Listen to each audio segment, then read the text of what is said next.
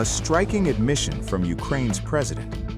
Volodymyr Zelensky has now said that Ukraine cannot afford its own army once the war ends. In January, Zelensky said Ukrainian military stood at nearly 880,000 troops. What is the status of the negotiation process regarding the limitation of the personnel strength of Ukraine's defense forces to 800 новым? Цим до 800,000. Will Ukraine be able, under a ceasefire, to independently finance and provide for such an army, considering the initiative to implement motivational contracts? Well, first of all, there is simply no restriction on the size of the defense forces to 800,000. This is not a defense force, these are the armed forces of Ukraine. Our proposal, coming directly from our military, is for an army of 800,000 personnel. Now, moving on to the second part of your question, will Ukraine be able to independently finance such an army? Should a ceasefire be established? No, it's not capable. There won't be enough financial resources. That's why I'm having this dialogue with leaders, because I view the partial funding of our army by partners as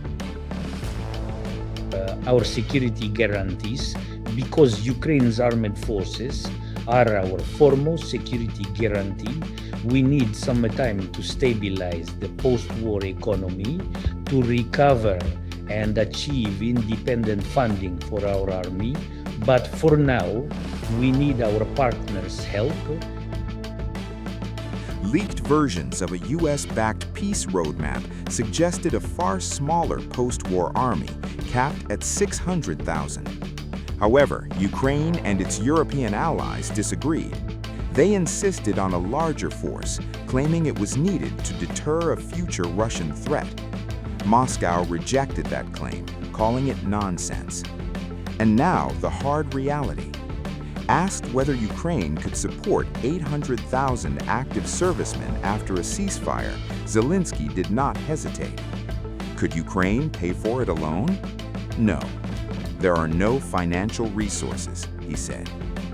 That is why Kyiv is asking the West to step in, to help fund Ukraine's army as part of post-war security guarantees. As the battlefield debate shifts to balance sheets, diplomacy has intensified thousands of miles away. In Miami, US and Ukrainian envoys described days of talks as productive and constructive, but there is no breakthrough. Senior representatives from Ukraine, Russia, and Europe have been holding separate meetings in southern Florida, hosted by President Donald Trump's special envoy, Steve Witkoff. The discussions follow Washington's controversial peace proposal, a 28-point plan initially seen as echoing Kremlin demands.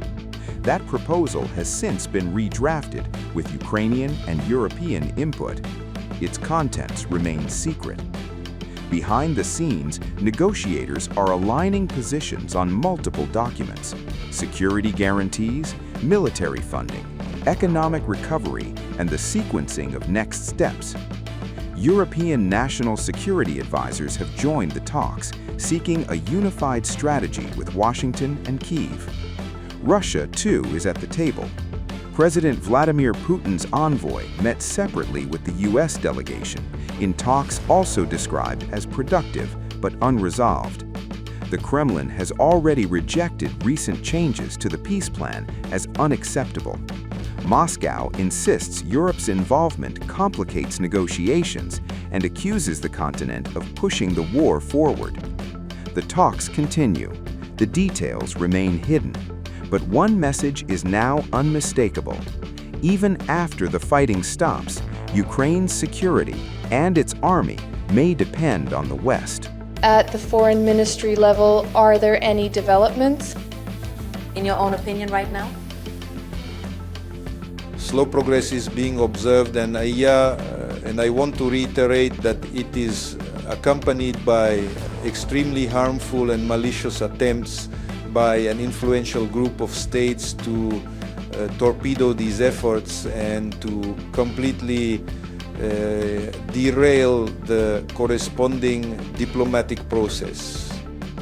It is necessary to resist this. We call upon the American administration to more actively oppose this. We are prepared to continue our work within the framework that was defined in Anchorage. So, leaders defined them and they remain fully relevant. Several recent rounds of contact with US representatives confirm that the US administration continues to operate precisely within these parameters set in Anchorage. This is important. And this is the foundation on which we must now proceed. Authorities have permitted elections to take place amidst ongoing hostilities. A crucial question is how to guarantee the safety of the vote. Moscow considers Ukraine's current leadership illegitimate. In this regard, would Moscow permit a temporary ceasefire during Ukrainian elections so that the legitimate leadership could be elected there? I am not prepared to discuss a temporary ceasefire. Our position is well known. We are not calling for a temporary cessation of fire. We advocate for a sustainable end to hostilities within the framework of an agreement that will guarantee a solution to the problems that are the root causes of this conflict and which will guarantee the constitutional order of the Russian Federation, taking into account those decisions that have been adopted in the relevant territories by the population of these territories in recent years. A temporary ceasefire is not the kind of arrangement that would truly allow us to make progress. I wouldn't want to speculate right now about what kind of timelines or specific countries might be involved.